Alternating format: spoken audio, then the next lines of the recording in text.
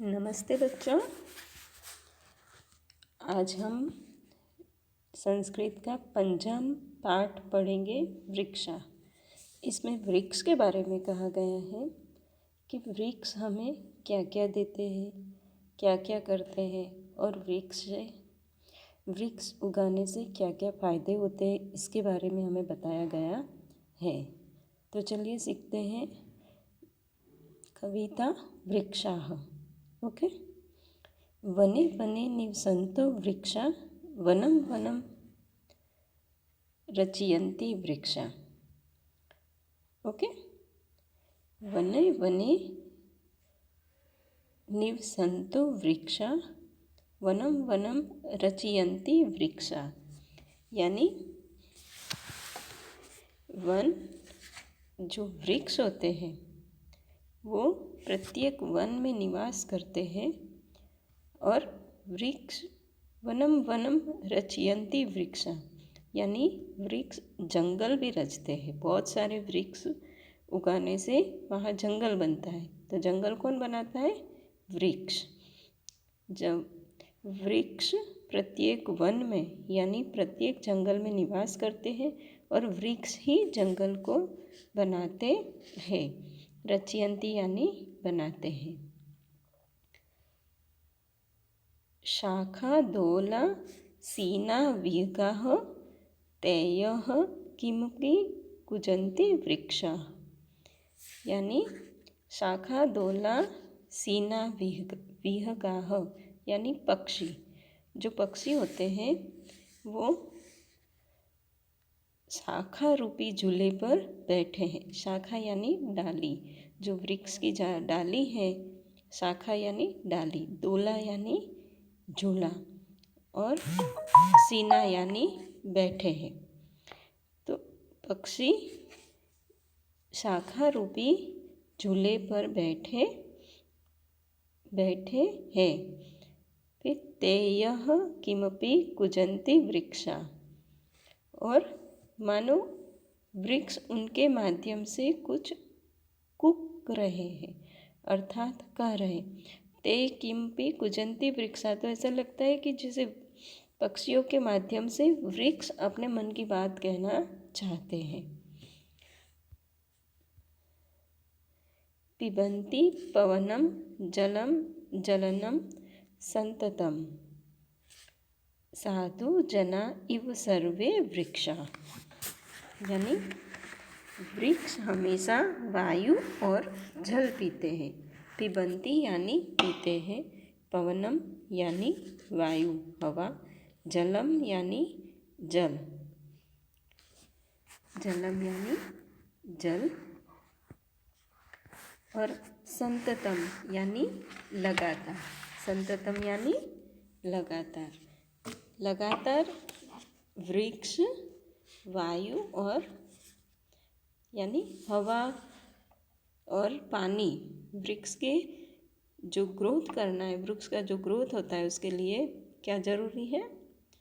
पेड़ों का जो ग्रोथ होता है उसके लिए पवन, हवा, पानी और सूर्य प्रकाश, ये तीन चीज़ें ज़रूरी होती है। तो वृक्ष पवन और जल लगातार पीते हैं। साधु जना इव सर्वे वृक्षा।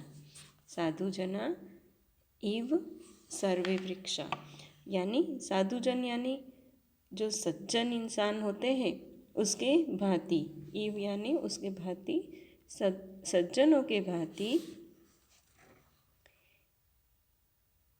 सभी वृक्ष सज्जनों के भांति होते हैं। सर्वे वृक्ष यानी वृक्ष बदले में किसी से कुछ आशा नहीं रखते, वो हमें देते हैं, छाया देते हैं, लकड़ी देते हैं, फल देते हैं, सब कुछ हमें वृक्ष देते हैं। कभी हमसे कुछ लेने की आशा नहीं रखते, यानी साधु जंतु हुए सज्जनों जैसे हैं। फिर स्पृशन्ति पादेह पातालं च, नभः शिरस्सु वहन्ति वृक्षा। यानी वृक्ष पैरों से पाताल को छूते हैं।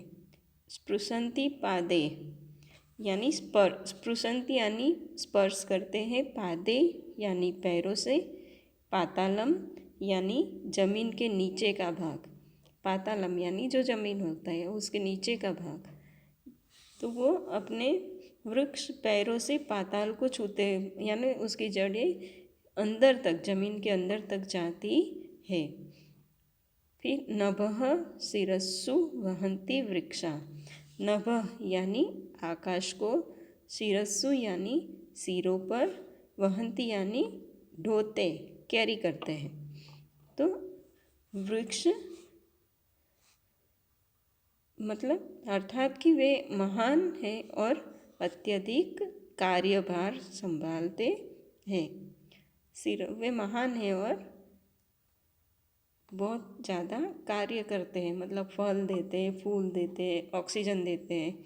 हमें तो जीने के लिए वृक्ष से ही ऑक्सीजन मिलता है, हवा में जो ऑक्सीजन होता है वो वृक्ष से मिलता है।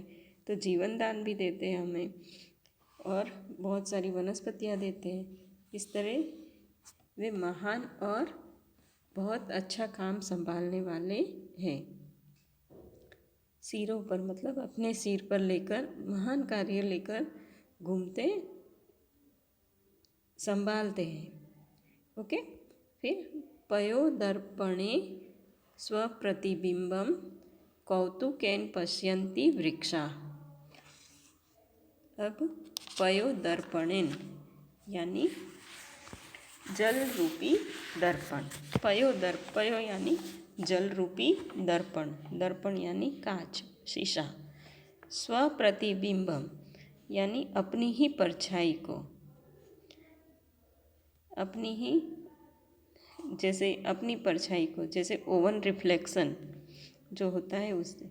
कौतुकेन पश्यन्ति वृक्षाः, आश्चर्य से, जैसे वृक्ष है और पास में ही नदी या झरना बहता है तो उसमें उसकी प्रतिबिंब दिखाई देती है, तो वो पानी में जैसे अपनी ही प्रतिबिंब को, वृक्ष जल रूपी आईने में यानी पानी में अपना ही प्रतिबिंब कौतूहल पूर्वक, कौतुकेन यानी आश्चर्य से देखते हैं, सरप्राइज होकर देखते हैं। प्रसार्य स्वच्छायां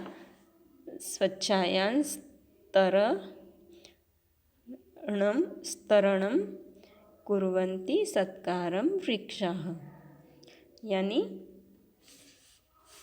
यहाँ पर जो स्वच्छाया संस्तरणम, संस्तरण यानी अपने छाया रूपी बिस्तरों को, स्वच्छाया संस्तरणम यानी अपनी ही छाया, छाया यानी प्रतिबिंब, स्व यानी अपना ही, संस्तरणम यानी बिस्तर, तो अपने ही छाया रूपी बिस्तर को प्रसार्य यानी फैलाकर, अपने ही अपनी छाया को फैलाकर जैसे बिस्तर बना दिया हो, वैसे कुर्वन्ति सत्कारम वृक्षा, और सबका आदर सत्कार करते हैं कि मेरी छाया में आकर आप आराम कीजिए, है ना। अपनी ही छाया में वो जैसे बिस्तर बनाकर फैलाते हैं अपनी छाया को और आराम के लिए हमें बुलाते हैं। तो वृक्ष ऐसे होते हैं जो जग में सबसे महान कार्य करते, कभी किसी से कुछ लेने की आशा नहीं रखते हैं और हमेशा हमें देते हैं, जैसे लकड़ियाँ हैं, फल फूल, मेडिसिन, फिर ऑक्सीजन, सबसे ज़रूरी है वो ऑक्सीजन, वो हमें देते हैं, है ना। तो यहाँ ये कविता में वृक्षों का महत्व है उसके बारे में बताया गया है।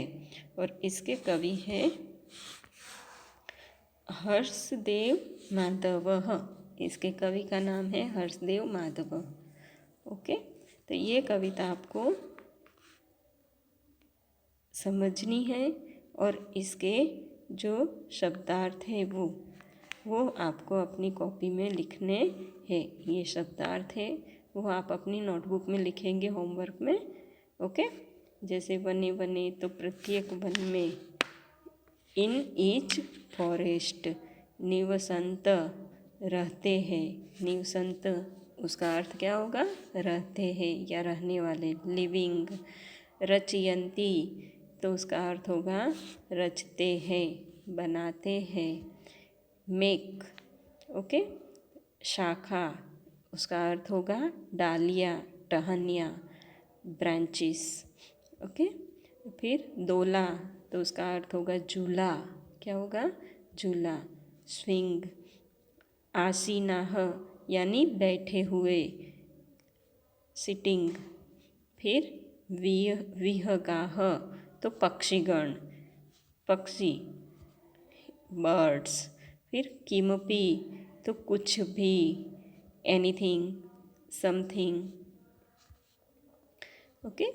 फिर कुजंती तो कूकते हैं, कूकती हैं, चिप।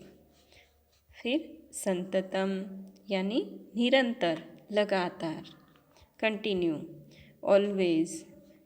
फिर साधु जनाह यानी तपस्वी लोग, जो सज्जन लोग, अच्छे लोग होते हैं।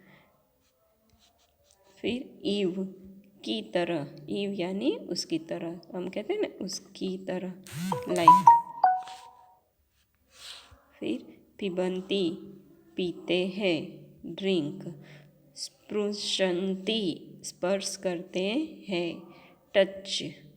नभः आकाश को, द स्काई। शिरस्सु यानी सिर पर, ऑन हेड। वहंती ढोते हैं, कैरी। पयो दर्पणे यानी जल रूपी दर्पण, आईने में। In mirror like water. स्वप्रतिबिंबम अपने प्रतिबिंब को। फिर वंस ओवन इमेज अपने ही इमेज को देखना। फिर पश्यंती यानी देखते हैं, सी, लुक एट, है ना। तो ये इसके शब्दार्थ जो है वो आपको अपनी कॉपी में लिखने हैं। और यहाँ और भी पीछे भी है। कौतुकेन यानी आश्चर्य से, विथ वंडर। प्रसार्य यानी फैलाकर, एक्सपेंडिंग। फिर स्वच्छाया संस्तरणम यानी अपनी छाया रूपी, स्व यानी अपनी, छाया यानी छाया, प्रतिबिंब, और संस्तरणम यानी रूपी, ओवन शेडो, सी बेड। संस्तरण यानी बिस्तर। यहाँ देखो संधि, उसकी संधि को तोड़ा गया है, जैसे स्व प्लस छाया प्लस संस्तरणम, यानी 3 शब्दों को मिलाकर ये शब्द बनाया गया है। फिर सत्कारम यानी आदर, रिस्पेक्ट, ओके। तो आज हम यहाँ तक पढ़ेंगे और आप नोटबुक में कंपलसरी ये शब्दार्थ लिख देना और कविता को समझने का प्रयत्न करना। ओके, धन्यवाद।